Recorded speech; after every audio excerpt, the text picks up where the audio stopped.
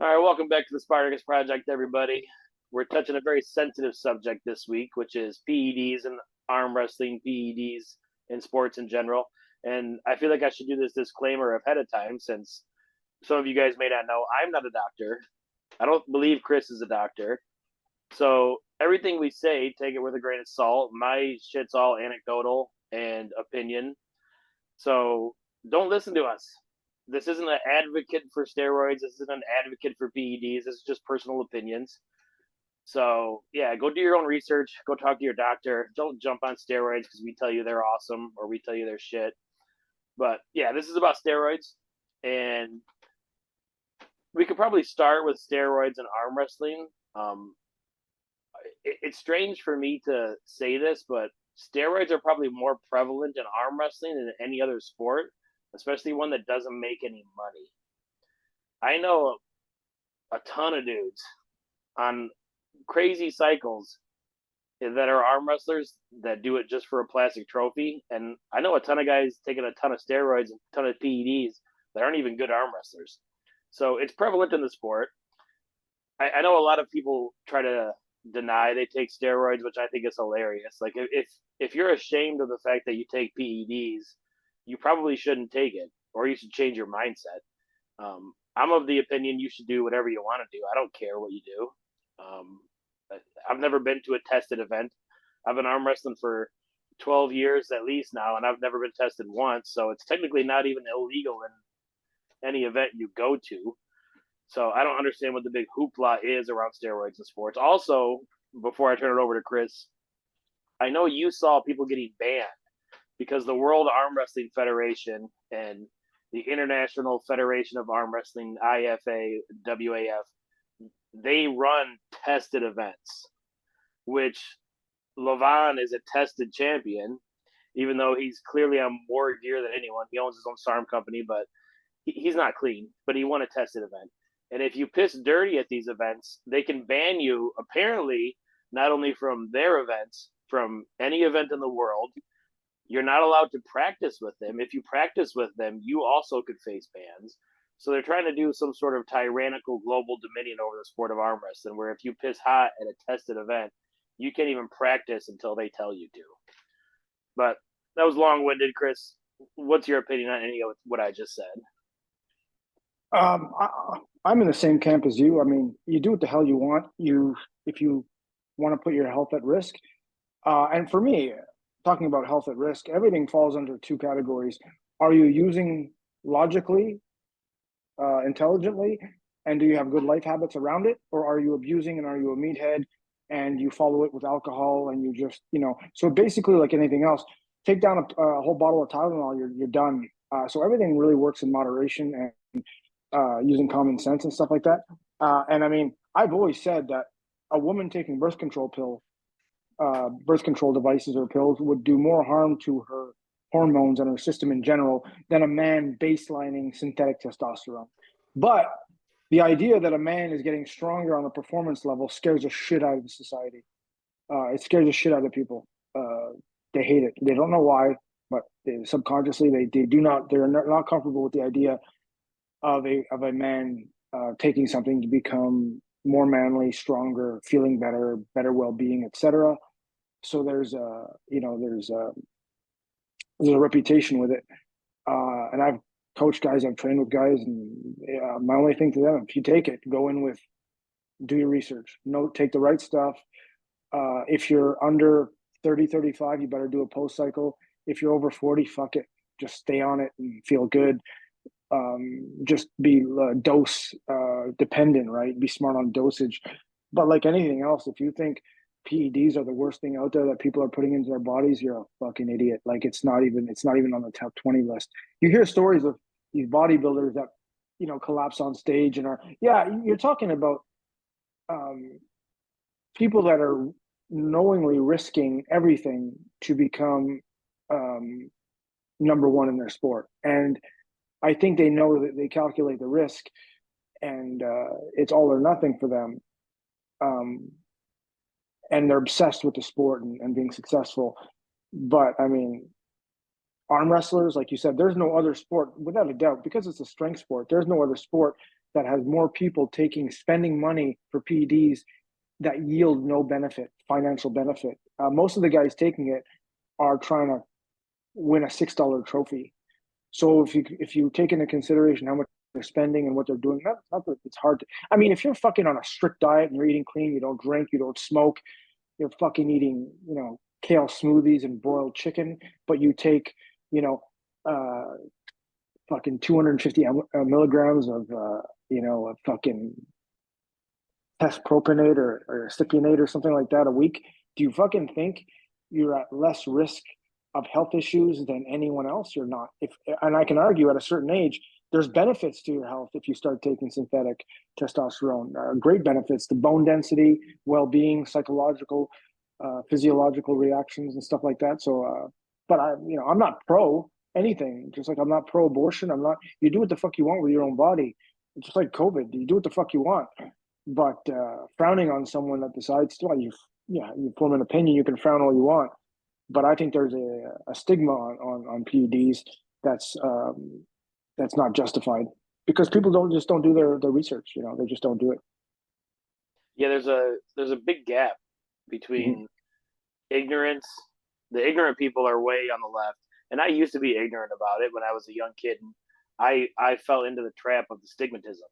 There's a big stigmatism about PEDs, and there's also a huge difference between just using testosterone to make yourself a complete man and then running a crazy abusive cycle that could possibly harm your body that turns you into a super physiological animal. Yeah. Yeah. For full transparency, I've been on test myself for close to 3 years now. And I was super anti-steroid, anti-test because of all of the stigmatism around it. And I had never done any research on it. I was like, man, I'm never going to touch that stuff. And I didn't for a long, long time. And then I felt what I would classify essentially into as a depression. I felt like shit. I couldn't lift. I had no motivation. Everything physically was kind of crashing down around me. And my father died of a rare blood disease. And he was relatively young. He was 60, but he had a rare blood disease. So I was like, man, I should get some blood work done. I should make sure I don't have this thing. And I didn't go into it thinking I would have low hormone levels at all because I was still strong. I was still a built guy, and I got all my blood work done. And the only thing that was crashed was my testosterone. I had the testosterone of essentially a 70-year-old man. My free test was like half of what it should be for baseline. I had nothing, and that was kind of shocking to me. It was almost like a moment of realization where like, wow, like this shit really does matter. Managing your hormones matter. And you brought it up too, how birth control, it's essentially hormone management that we're putting teenage girls on. Like there's 16-year-old girls on birth control, and that just manipulates their hormones. And look at the side effects: a weight gain, mood imbalance, depression. Like moderate amount or baselining testosterone will not do that. If anything, it makes you feel better. They're all positive things. So I mean, and it's age dependent. Like if I have a 17-year-old kid that trains with me saying, I'm thinking of going on Anadrol, and I'm like, you're fucking idiot. Like your test levels are so amazing. Why would you jeopardize, bringing estrogen into the equation? Because you'll take too much, and then your body, you'll have to go on these massive post cycles, and even then, you're going to hope that your system comes back like it was. Like, but when you're over 35 or even 40, man, what are you holding on to? 60% of the hormone level you once had. That's what you're holding on to. No. So I mean, yeah, I'm with you right there. And a little bit of my history is, I guess, probably in my late 30s going into my late 30s. I didn't go see a doctor, but I just knew that I didn't have the hormone levels I was when I was in my early 30s. So for me, I did not want the hormone levels of when I was 25. I didn't want to go that drastic. I just wanted to feel as good as I did 5 years ago. So I baselined test and monitored it. And then they said, well, if you go off, you're gonna have to take a post cycle. I would go off in the winter, and it would take 2-3 weeks for my natural system to come back in. It would come in fine. Ironically, I never took it for steroids. The reason I took it was for just feeling a little bit better, well-being. I was dating, so libido, stuff like that. I just wanted to feel 5 years younger in that respect. But what happened over the course of the last, over a decade is I believe that, and I hate injecting, I hate needles, but I would do it. And I would go on these periods where I would totally get off it. I've probably been off it more than I've been on it in the last decade, only because I believe I can naturally detox my liver, and I can, through different ways and crossfitting and heavy loading exercises and training, I believe I can eat the right foods and sleep enough, and I can bring my natural levels very, very high. I can bring it to the level of a 35 or a 30-year-old naturally. And the problem is with that, it takes a lot of long-term discipline, and that's my, I'm not good with being consistently disciplined for months. I can do it for weeks, but not over a course of a season or a winter. But I still believe I can do it. So it's a challenge I give myself, but I have no issues every now and then going on, 6 months of test just to feel better and having the muscles contract better, having better libido and more energy. But I've never ever, and I've taken different things. I've never ever taken a harsh cycle of anything. I've never taken. I took Anavar. Anavar's light. I've taken things that are really good for arm wrestling, like equipoise, things that are good for collagen synthesis. I even took growth hormone, which is amazing for arm wrestling. But I never took Anadrol. I never took, definitely not Winstrol. It's not good for the tendons. Didn't take any of the harsh stuff, and I never stayed on.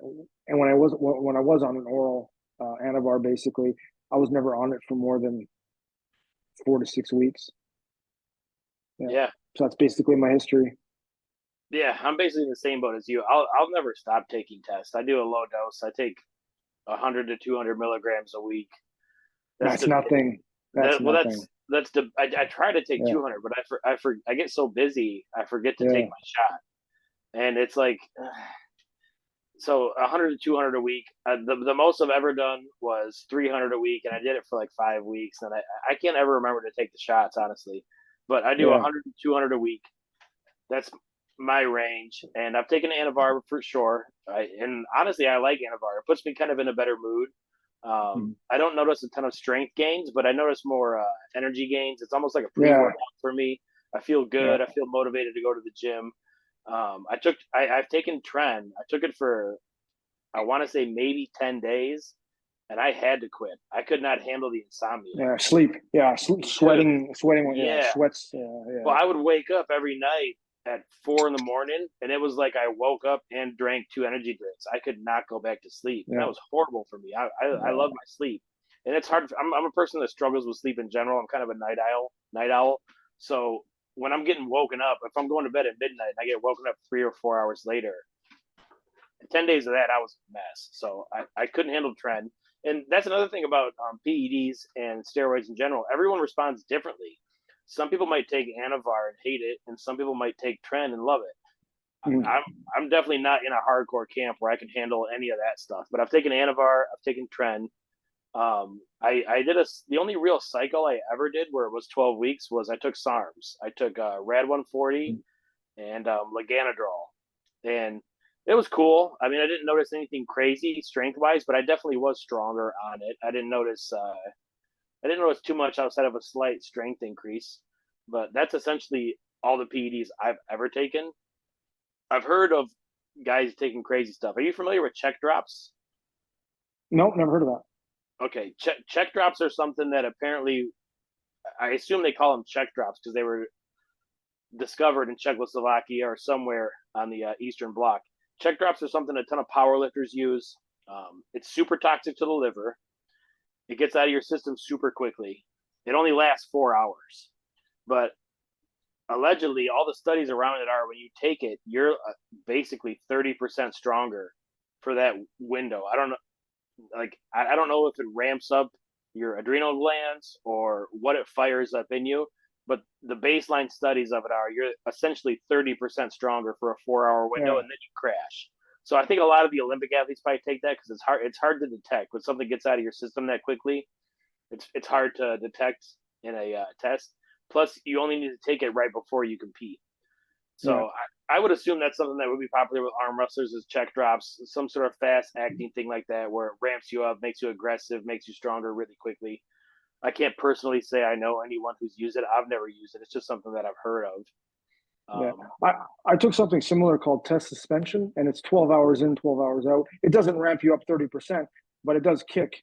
And it avoids the liver because it's an injection. but it's in and out very quick. And so I always kept some in case I went to a tested event because you can it's out of your system. You can control. It's not like a long ester. You can really control and know the window of when it comes out of your system, depending on when you think it might get tested. Um, so, you know, but no, I never heard of the check drop. Yeah, and how do you feel about these tested events? Like how WAF has tested events. Do you think that It's they are really testing every athlete? They can't possibly be because there's so many people on the podium that are obviously enhanced, openly why taking steroids. why don't they just in every sport? Why don't they just not test? Get the big. We all want to see the biggest, strongest. This is an impact strength sport. Football, I don't give a shit what the sport is. Let the question is why test, and the answer is because of the fucking crybabies. Like everything else in life, we listen more to the crybabies. 50 years ago, we'd laugh at them and tell them to go fuck off and hide in the corner. Today, we listen to the crybabies and we create legislation for the crybabies. And James Rodriguez, 50, I don't know, 10, 12 years ago, created a tested event, and it cost him so much fucking money to test everyone. And it was like, and people went there and they're, oh, I finally have tested event. And I'm like, here you are. This is like a room full of absolute beta pansies, right? Like, oh, I'm tired of getting beaten by guys on drugs. Dude, you've gotten beaten by 30 guys that are natural. You just want to believe they were they were on stuff. Like it's just uh I don't know. But it's all tested events are weak. But in arm wrestling, it's a lot weaker because this isn't a real sport. It's not a real sport. There's not real money. There's not real endorsement. There's nothing. It's basically a hobby for 99% of the arm wrestlers. And you're going to test and when you test, you bring in you bring your cost way up as as a promoter. Like, why would you do that? You're taking away from the potential cash you can give away or the award you can give away, just so you can have the solace to tell some people that, oh, guaranteed you're going to pull guys that are natural. Who gives a fuck? If you're a real man, do you give a fuck if the guy you're competing against injects himself with this and when and how? Do you give a fuck? You do your own thing. You train, you prepare, you go into something, and that should be enough. People that I've lost matches to much stronger guys. I lost to Chris Chandler. You think I said, well, shit, maybe if I get on what Chris is getting, I'm going to beat him. I don't believe that. I don't give a shit what he does. If you do what you need to do to succeed, everything, diet, nutrition, like if you're on point on everything, and you'll be happy with the result. But people that go at 40% of what they should do, and then when they get slapped, they wonder, oh, everyone in my class was juiced up. Yeah, maybe two were, six weren't, but maybe you're just a pussy. Like, I don't know. Yeah, So long story short, man, I do not believe in tested events in any sport ever. It's a joke. It costs more money. And what's the gain? What is the gain? Ask yourself, what is the gain of a test? Don't say that, oh, we care about the health of the athletes because that's bullshit. Because first of all, there's no correlation to use in to moderate drug use and health risks. And if you really cared, you say, well, we test sobriety. No one that comes and competes can drink alcohol in abundance or smoke cigarettes. They don't do that because it's not performance based. But you want people performing at the highest level and then some. You want monsters and you want, like, do what the fuck you want. We allow kings moving. We allow people to cheat in the setup, and we have refs that don't have the balls to say anything. But we're okay with it. But God forbid some guy takes something to up his general hormone level by 12%. God forbid. Crybabies. Crybabies dictate how we do things today. Not yeah, men, crybabies. yeah. I agree with what you're saying 100%. The only sports I think you should have testing, and even I think even there the testing could be scaled down to where it's manageable is combat sports like MMA, boxing, that type of thing. I think you just because someone's life could be at stake, but when you step into that sort of environment, essentially putting your life on the line regardless. But even there, as long as your test, I don't care if your body's making it or if you're injecting it. If your test is within a range, it should be acceptable. Like you Mm-hmm. remember when the UFC used to allow TRT, like they allowed TRT for people, and the sport was better. Honestly, like there's no argument you can make where a sport is better when tested. And I know people will probably bring up the NFL, The NFL is tested, but it is an intelligence test. All those 90% of the people in the NFL are on gear. The only ones not on gear are punters, kickers, and quarterbacks. Everyone else, those guys, they get tested once a year, and they Yeah. don't piss hot for that test, and then they do whatever they want for a whole year. Yeah. So they frown on steroids in football, but you're allowed to put cortisone shots into your fucking knee 4 times in a Exactly. season, which will scrap your knee. But people are okay with that. It's the idea that someone can do something to their body synthetically to make them perform stronger. It scares the shit out of feminists. It scares the shit out of it scares the shit out of everyone that fears the fucking like the man that ages 18 to 40. Like they fear that guy can get stronger because they're already getting slapped in life by those guys anyway. But I agree. Now MMA, you can argue, but then again, I don't think I don't know. For me, has a fighter ever beat another fighter because he was on gear? No, Ever? no, Right? Right? I mean, no. shit. You could take Eddie Hall right now and put him in the octagon with John Jones, and he gives up You 200 pounds, and he'll kill him. you get killed. Yeah. He'll kill. So I mean, who cares? But we want to be entertained. Let's see no restrictions. Let's see the biggest, baddest, and if that scares you, go hide under your bed or go watch, mixed badminton. I don't give a shit, but Yeah, just get the fuck out of here. it's people are more comfortable as a society to watch a man who's got his dick chopped off and takes estrogen to compete with women than they do to watch men compete with other men, and some of them have synthetic tests in their system. Like that's society. Oh, it's Yeah, okay because he's a fragile, broken man trying to feel accepted. We will. It's okay, even though he corrupts and sabotages the whole event and the awards and the results surrounding it. But that's okay because we feel for him because he's broken and fragile. But God forbid that the strong dude gets stronger. Like what a crazy fucking world.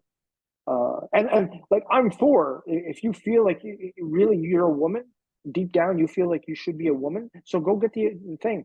But now you got to go compete in an event and sabotage it. So you're not just struggling internally with something. You're a fucking narcissist. Your sense of esteem and accomplishment is not based on your gender. It's based on reaping these awards and these accolades. But you can't do it in your own gender sport. So you cross over. Man, these yeah, people should be, uh, yeah. crazy. Well, they become women, and then they still want to fuck women. They're not. They don't get their dick chopped off. They want to keep their dick. They still want to You know, fuck women. They want to live like a man, compete like a woman. That's what they want to do. They just want the yeah, accolades for competing against other women. They want to be recognized. They want to be put on their soapbox. It's all Pride Month bullshit, really, where if you're trans, you're better than everybody. You have to have some sort of problem with you nowadays to be considered good. If you're just a straight white guy or a straight white female or a straight any color anything, you're not special anymore. You have to have that's the same reason every celebrity in Hollywood has a trans kid or a gay kid or Megan Fox has 3 trans kids. There's no fucking way you have 3 kids that are legitimately trans. That's child abuse. You're putting that on those kids because yeah. you want to It's bring them it's to social things. You want yeah. to It's bring them look around your yeah Hollywood cronies and show them off that yeah you've got three yeah trans kids. A trans kid yeah is the new Lamborghini. yeah. Look at me. I'm liberal minded. Yes, I'm a billionaire, but I'm liberal minded. I feel for the small people. Like ridiculous. Yeah, I feel from the small people, from my yacht or from my mansion. Yeah, I'll throw bread to the weak. You're yeah, so virtuous. yeah, I agree with you too about everything that you said as far as PEDs in sports. All of them are better. Like the golden age of baseball wasn't everybody was juiced when you had Barry Bonds, Mark McGuire, Sammy Sosa. Everybody juiced out of their mind, smacking home runs. I paid more attention to that as a kid watching baseball than I ever would now. What's the most exciting thing that can happen in a baseball game? Fucking It's juiced not. up home run. Well, it's not a no hitter, although that's pretty cool. It's not a hit batsman or a fight, but that's up there too. It's a fucking 595-foot home run that almost leaves the park. Like that is just we're seeing like this is, but you know God forbid that happens too often, and people cry, players union cries. The guy that's not juicing isn't getting the contract. It's all envy, right? It's all envy. It's all weak. Yeah, it's the same. It's a microcosm of like what we're talking about in arm wrestling. When people will make excuses, the same people that would bitch about that in baseball are the same ones that bitch about it in arm wrestling. And if you want to bitch about it, it's a free country. Go ahead. I want to ask you your opinion on this because we had talked about approaching steroids weeks ago. Yesterday, my wife kind of got into it with a couple other women online that were female arm wrestlers, and somehow Sarah Bachman got brought into it. And like a couple women were chastising another woman for saying she wasn't natty. They're only complimenting natty people. They don't like unnatural women. And then my wife was like, "Well, do you think Sarah Bachman's natty?" Because they're a big fan of Sarah Bachman. And Sarah came on and made this big paragraph about how she's never failed a drug test. She doesn't like the insults about people saying she's on PEDs, which in reality, if someone thinks you're on PEDs, it's not an insult. That's a compliment. If someone thinks you're taking steroids and you're not, then you're fucking huge. And if they Yeah, think you're taking steroids and you are, then they're right. But unless it's against your principle and value system, then you can take it personally. But yeah, so I don't know. Go ahead. Your question? yeah, but it was just ironic that this happened literally yesterday before we were going to talk about it. And my opinion, do I think if I had to bet my life savings on Sarah Bachman, natty or not, I 100% don't think she's natural. I think way more people will lie about being natty just because of the stigmatisms around it. They're ashamed. You can't be shaming people that are on steroids and then bring someone into the conversation and ask them, "Are you on steroids?" Of course, they're not going to admit to it publicly. They don't want to be shamed by you. And if you feel ashamed of taking these things, you probably shouldn't take them, or you should just develop thicker skin where you don't care what other people think. Like, I know she's won at tested events. Lavon's won at tested events. Like, saying you've never failed a drug test means nothing to me. But I don't think she's natural. I know there's a lot of women who aren't natural. I know there's a lot of guys who aren't natural. And I know that I don't give a fuck. I don't care if you're natty or not natty. I'm not going to give you more points for being natty and successful or less points for being enhanced. My favorite guys and all the guys I root for, like I just watched the East versus West card. All those guys are enhanced.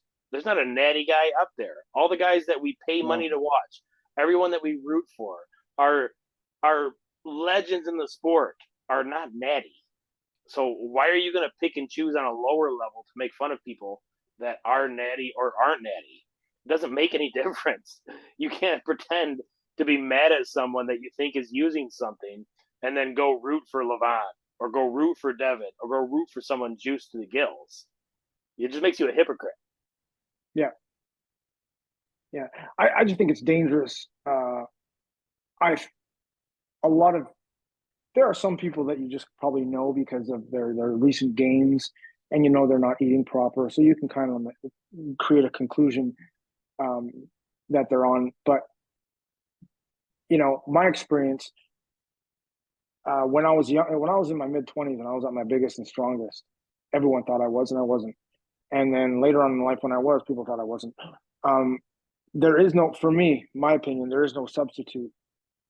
There's nothing I can take now that can bring me back to where I was when I was 23 with all those natural fucking things going on. I didn't know how to eat. I would eat Pop Tarts. I would eat raisin bread post pre workout. Didn't give a fuck. And if I wanted to go up to anything I wanted to do, I just pushed harder and I got it.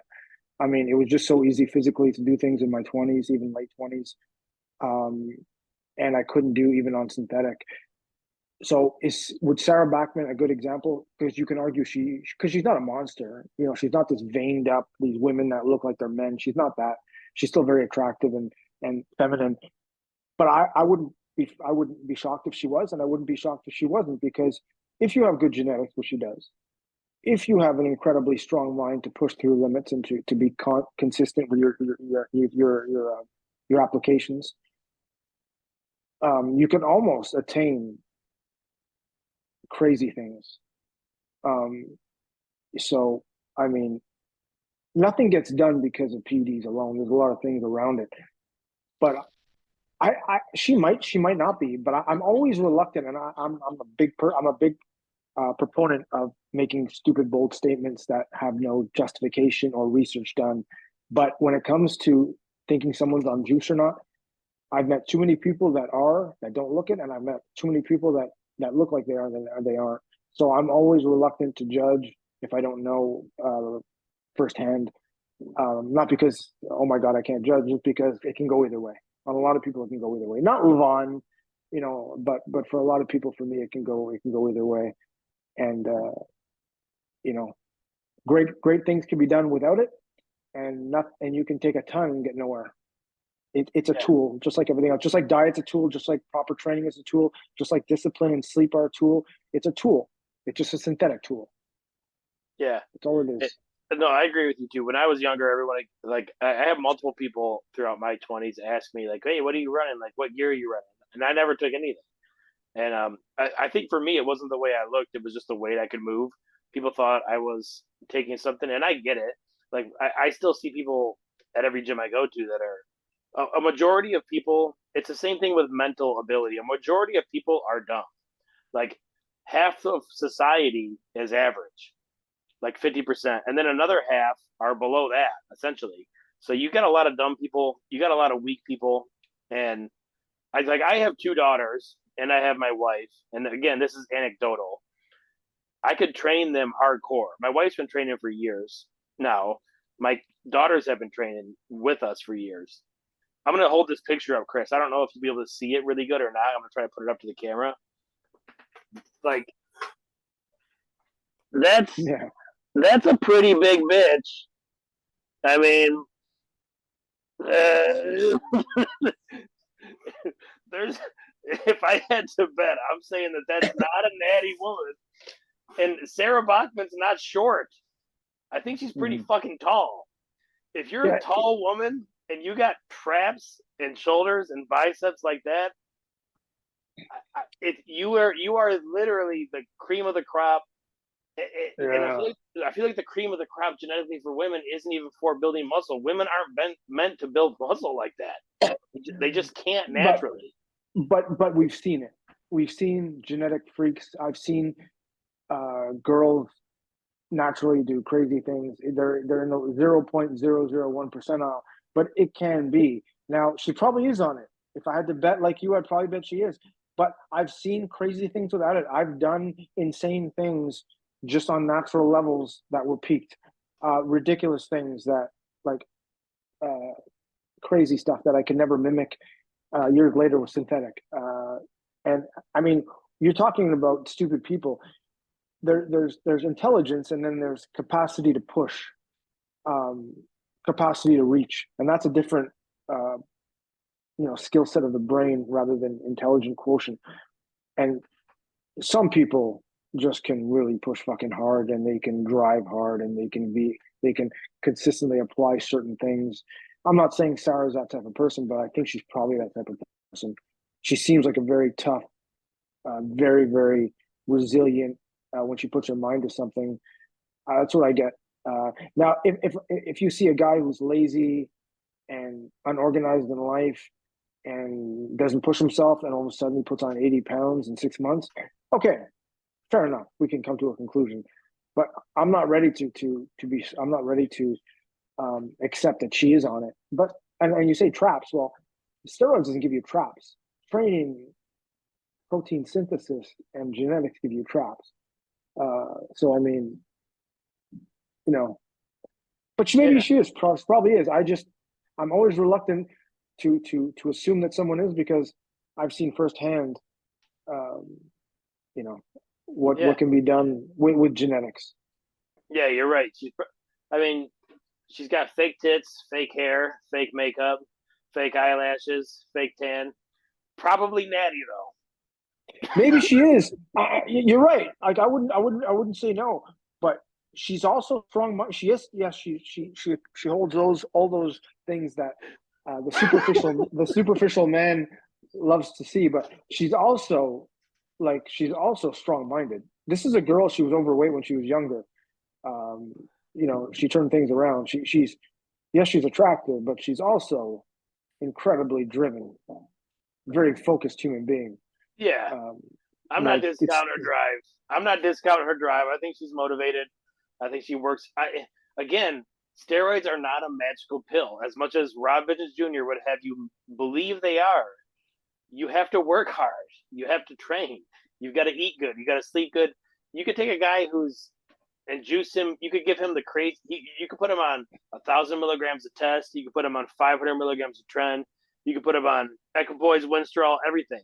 If he doesn't lift hard and eat good, he's not going to look like a freak.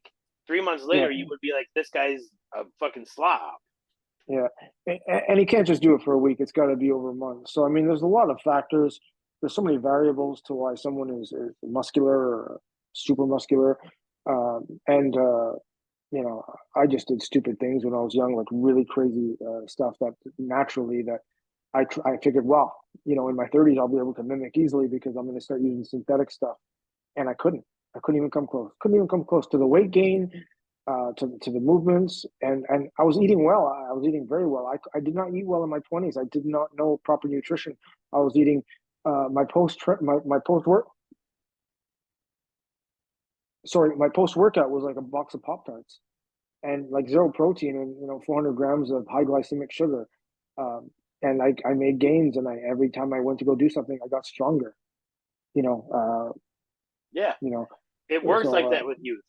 I was the same way. I was benching twice my body weight in my early 20s and eating bullshit and really not sleeping great. My son's the same way now. My son turns 13 this weekend. He's gained 25 pounds in 12 weeks, and he's not fat. I mean, he's 12 years old, and he's gained 25 pounds just from mhm, wrestling and lifting with me when he can. And he mhm. eats DiGiorno Rising Crust. And Yeah, like he's super picky about what he eats. He's at that age where he's super picky. He's 5'8", 170 pounds, and he can do 10 pull-ups. And he's eating bullshit. I can't get him to eat yeah, good. He doesn't like vegetables, nothing. You can get it. Be it there. There is no substitute for youth. You cannot inject anything that makes you a young man. There's no yeah, doubt about it. Nothing replaces what you build in your youth, without a doubt. yeah. But his mind's not mature. I mean, in terms of the push, wait till he hits his early 20s, like, and the hormone levels will be even better.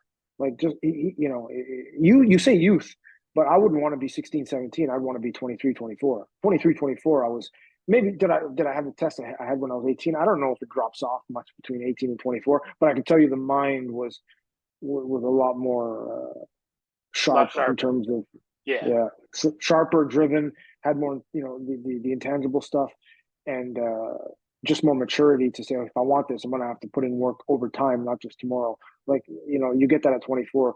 Usually you don't have that at 16, 17, 18. No. But, Yeah. I feel like but for young men, 16 to 19, you have to get through that age where all you want is woman. Like that, yeah, those years where all you can think about is women are rough mentally. Like yeah. the focus is all over the place because you can't stop thinking about getting some pussy. That's the only thing on your mind for those years. And then once you get past that, you can focus on building things other than that. Mm-hmm. And Mm-hmm. the hormones I think for men are still good unless you're an anomaly and have shit hormones. But your bone density continues to grow till you're 25. Your brain Yeah. continues to develop, and your tendon strength never really stops developing as long as you work it.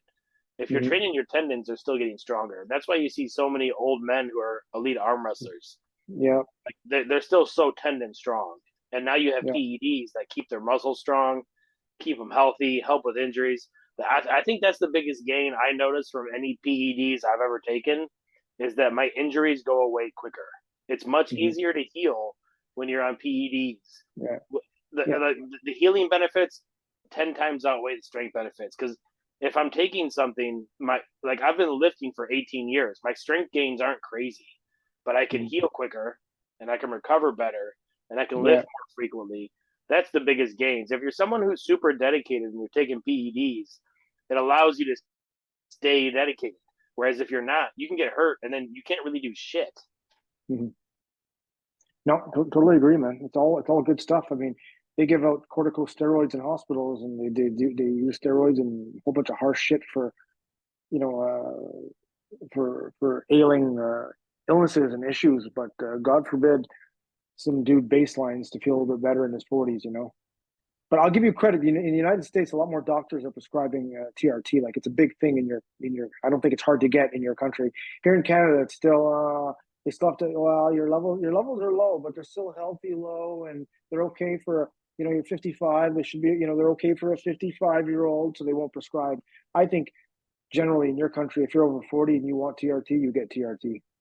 Oh yeah, they got hormone clinics all over the place now Yeah. where they So there you go. specialize in that.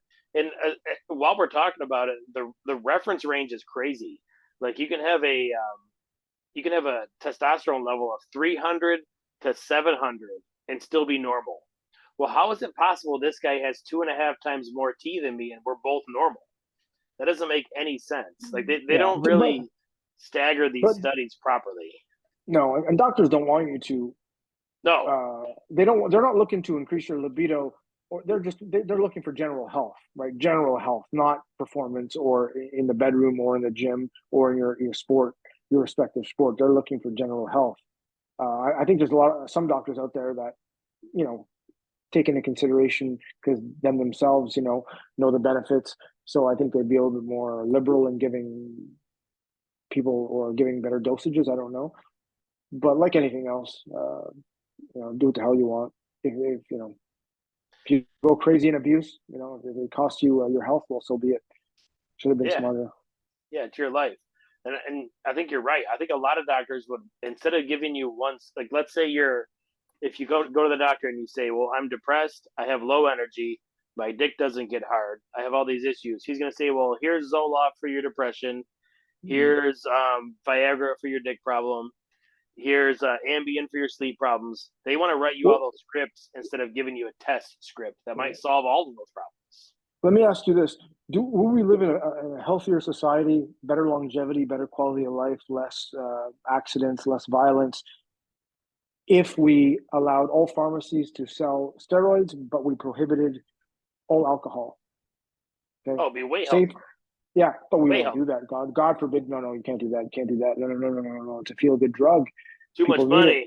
money. Exactly. So don't ever let the medical profession or the politicians tell you they give a flying fuck about your health. Because if they did, you couldn't buy cigarettes, you couldn't legally, you couldn't buy alcohol legally. No, You know, no. so shut the fuck up. I'll give you a quick sidebar for that. I brought up earlier in the podcast, my father died of a rare blood disease. He was diagnosed with ITP. It's a rare blood disease where your body basically can't process iron. You're anemic. You bruise really easy. You bleed really easy. But it's also a disease where you can get a script for it and you can take it and you're good to go. Mm-hmm. My father went to the University of Michigan. He was treated by a doctor at the University of Michigan. U of M is a big medical campus, one of the most prestigious medical campuses in the world. When he got there, the head doctor changed his diagnosis from ITP to acute leukemia, and Oh then fuck. started giving him chemo. My dad, for almost 7 years, was in and out of the hospital, chemo, all fucked up. Ends up dying.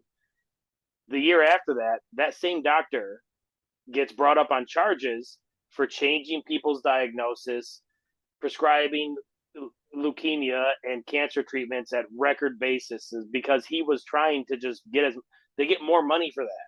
They get more money if you're getting cancer treatments than if you're getting Mm-hmm. something else. He ends up going to prison. It's a long story to say. Don't always trust the doctor just because of what they No. say. Just Yeah. because you've got a doctorate does not mean you have integrity, or just because you're a lawyer doesn't mean you're honest. Like just Yeah. because you have a degree in something doesn't mean that you're really a good person. These people don't Yeah. always have your best interest at heart. So you have to really know somebody to trust their opinion. Yeah. Sorry to hear about your dad, man. Fuck. Yeah, it That sucks. sucks. Yeah. Yeah, Poor luck. Poor luck. Bad timing. Fuck. Yeah. yeah. Well, you're supposed to bury your father. I mean, like No, I know. when my dad died, of course, it sucks to lose a father, but that's the way it's supposed to go. It would be way worse if I would have died and he had to bury me. It would be way worse. Yeah. You're supposed to bury your father. So Mm-hmm. I was already prepared for that for years. I mean, it's the way it's supposed to go. It's the Mm-hmm. same reason I tell Kelly right now, like, yeah, I'm trying to die before all you motherfuckers. Yeah. I don't want to bury you, the kids, anybody. I got to be the first to go in this family. Yeah. Yeah, I got a 16-year-old dog that means the world to me. I've had her for 14 years. She was a rescue, and I do whatever I can to prolong her life. And I always say to myself, like, I do stupid things every now and then. I'm like, I'll try to time it so her and I go at the same time, like give or take, because she doesn't want to live without me, and I don't want to live without her. So maybe we'll do some type of pact. But like, you know, uh, No, you're yeah, too young, bro. We're gonna have to get you another dog, and then I'll send you no, dog no, food. no, of course, of course, of course. No, no. No, but I remember going to visit my mom in the hospital a couple of months ago, and her doctor was like in amazing shape. Like, and I said to him, dude, I've been with, I've met doctors, I've had my own doctors, I've seen hundreds of doctors. I've never seen one like physically lean and looks like he lives in the gym. And I said, good for you, because when you promote health and you encourage people to be healthier, when you have a gut, uh, like, would you take financial advice from a guy who lives in a trailer park? I wouldn't. So doctors always have these they always give you advice. And I once in my life I met a doctor that looked like he knew what the fuck proper life practices and diet and training. Only one ever, and that was him. And I was like, dude, good for you. Yeah, But most super rare. doctors look like, yeah, most doctors look like shit. And I Yeah, mean, it's a career. It's a career that, I mean, you're working long hours. It's not a career that's conducive to healthy life habits anyway. But yeah, yeah, yeah, and that doesn't correlate across all sports. There's some technical masters that just don't take care of themselves, but they're great at coaching. mm-hmm. But I feel the same way as you. Like if you're No, coaching, like my son's had many wrestling coaches over the years. The ones that are in good shape, I'm always like, okay, this guy, he takes it serious. He practices what he preaches. It's important to be physically capable. You don't have to be in elite athlete shape, but you have to be physically capable. Like well, yeah. physically capable of doing something that matters. Well, here's the thing: if you're going to master something, if you just master it from an academic standpoint and a research standpoint, and then you have another guy who does the same thing, but at one point he practices it on himself, trial and error, and he becomes so obsessed with his own journey in that trade or that whatever he's chasing, he will learn more, he will discover more. And I'd rather hire that guy because he will be able to answer more tough questions. There's not a question I can throw to that guy that he won't be able to throw back or answer because he's seen it all. But if you ask the academic who wasn't necessarily obsessed or trial and error on his own body, he will not be able to answer all the little all the little things, the scenarios and stuff that he never thought about. So for me, if I seek out advice, I want someone that was obsessed with that and also applied it in their own life for a long period of time, because they'll have every answer and they'll Yeah, be able to relate to every problem. without a doubt, for sure. And Yeah. like I'm, people see me in regular everyday life as someone who's really strong, who lifts a lot, a bigger guy. Dude, I feel like shit right now. I'm fat as fuck. I've been helping my son bulk for months. I've been drinking and eating whatever I want. I'm not taking care of myself. I don't feel good personally. But How old are you, by still, the way? You're what's not that? 40? How old? You're in your 30s, right? I'm 36.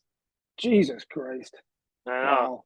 Yeah, I know. And by the time I'm 40, I'm gonna be. I told my kids I'm gonna be shredded again. You're gonna see me shredded out. I will do it. But right Mm-hmm. now, I'm just kind of doing. I'm doing whatever I want. Honestly, I don't even care about arm wrestling right now. I'm just focusing on my kids and my family, my work, and I get more enjoyment personally out of like if we go to practice or if I'm working out with my son or my kids. I get more enjoyment out of showing them things, teaching Mm-hmm. them, passing on knowledge. And I know right now I don't look like someone who's super physically in shape, but I know what it takes to get there. I've been there. Mm-hmm. And I think for some people, just coaching feels better. Like for me, I can go to an arm wrestling practice and I see a guy who's just grinding. He's going hard.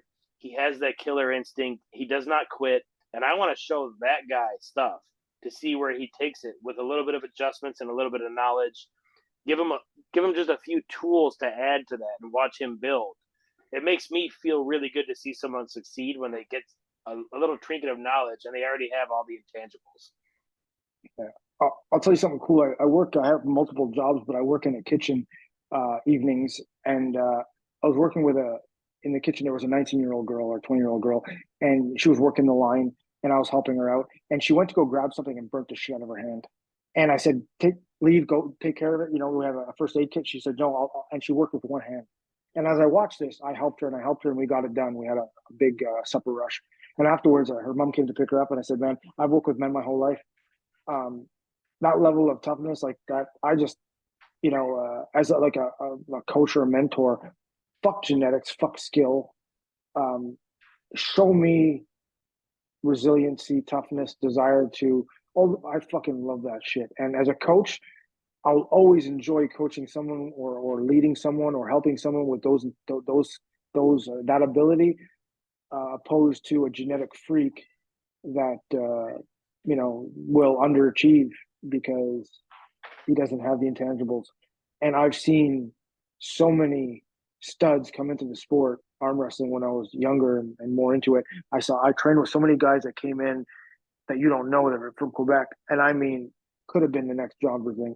Better genetics than Devin, like just ridiculous. And they faded. And the reason they fade is because no one gets everything genetically. No one gets it all. So they lack something. But when it comes to training or mentoring, give me someone that can push incredibly hard, work through pain, and has those those intangible qualities. And I love being around that person, supporting, coaching, mentoring, whatever it is. I love it. But if they're lazy and they don't have that, get out of my way. But yeah, I can see your point. There's a lot of appreciation and a lot of joy in training and mentoring people that have that fire and that focus in any sport or any interest or job, whatever. I love to see that shit. It makes me want to be around people that have that level of desire and toughness. Love that stuff. Yeah, there's no PED that will replace toughness and No. drive and just raw nastiness. Like you have to really want it in any sport. Yeah. And we've been going for a while now. I'll kind of end it with this. Like, I've been arm wrestling for 12 years. I've been alive for 36 years. I've accomplished a lot of different things. I've never gotten teared up or thought about crying over anything I've ever accomplished personally. I've had great moments of joy. My son this past year wrestled up 2 weight classes at counties. He was 140 pounds. He had to chug weight and eat food to get on the scale so they would let him wrestle up 2 weight classes. And he beat everybody else there. Won counties, won regionals. The youngest, smallest kid in the weight class beat everybody. And it was hard for me to hold back tears watching him be so successful. And it's the same with my daughters. It's the same with my wife when I watch her compete, or even my teammates. Seeing people succeed against crazy odds when they're just hungrier and want it more than anyone else, there's nothing better than that. No. And there's no PED you could give anyone to give them that. Like most 12-year-old kids, if you say, hey man, you got to wrestle up 5 pounds today, they're gonna shit their pants. My son, his coach was like, you're wrestling up 20 pounds today, and he was like, yeah, let's do it. Let me chug this fucking water and get in there and wrestle the biggest and baddest dudes. Like, I was so proud of him. Even if he would have lost, if he would have went 0-2. Yeah, I was so proud of him just for not giving a shit. Courage, the courage. Well, it's courage. Yeah. Right? It's courage. It's balls, whatever you want to call it. But that's something that's lacking in today. And not only do most men don't have it, your son as a teen fucking has it in abundance. What's he going to be like in 25? But as a father, nothing would give me more pride or joy other than having a son with that level of courage and drive and desiring, like, running into a challenge like that, fearless, or even with fear, regardless if he fears it or not, he's doing it. And that's brave. He's courageous. He's got balls. Like, good for him. And I don't have kids, but I can imagine if my son did something like that, I'd be super, super prideful as well. Yeah. Yeah. No doubt. Man, wow. I was teary-eyed watching. And fuck, I bet. And it's like, that's essentially what this podcast between me and you is about. Like, PEDs are a great tool if you choose to use them, but PEDs do not make you something that you're not. You're not going to turn a deer into a tiger giving them PEDs. You have to have the courage. You got to have the killer instinct. You have to, and it's not even about not being afraid of a challenge. You have to be able to face that fear. Most people can't face fear. Yeah. When I started arm wrestling, when I started a job, I remember I got trained for a job years ago, and the guy trained me, and I was gonna eventually work in the same position as him. And I said, thanks for training me. My goal is to be as good as you one day in years, be as good as you. And then I walked out of the room and I knocked on the door. I walked back in and I said, I lied. My goal is not to be as good as you. I'm going to walk all over you. I'm going to outwork you. I'm going to outwork everyone around me, and I'm going to go to the top. Just being honest, just letting you know. I just think I can outwork anyone in any domain, assuming I'm passionate about it and I desire to do so. I just think I have the ability to outwork anywhere else. And that's an intangible trait. And I'm sure your son can relate. Probably you can relate too, but that's just outwork somebody. Just outwork them. You want something, outwork everyone around you. Just fucking outwork everyone around you. That's all it takes in life, yes. And it makes me really proud to see that in him, because I'm not being braggadocious. I have the same mentality, whereas if I really want it, I will outwork everyone else for you. I took a job right out of high school at a small pet supply store, working the counters, cleaning the floors, doing everything. After a year being there, Kelly got pregnant, my wife. We had a kid. And I'm like, I can't go to school. I could try to learn a trade. We're having kids. This is my life now. I don't have time for that shit. I'm gonna own this store someday.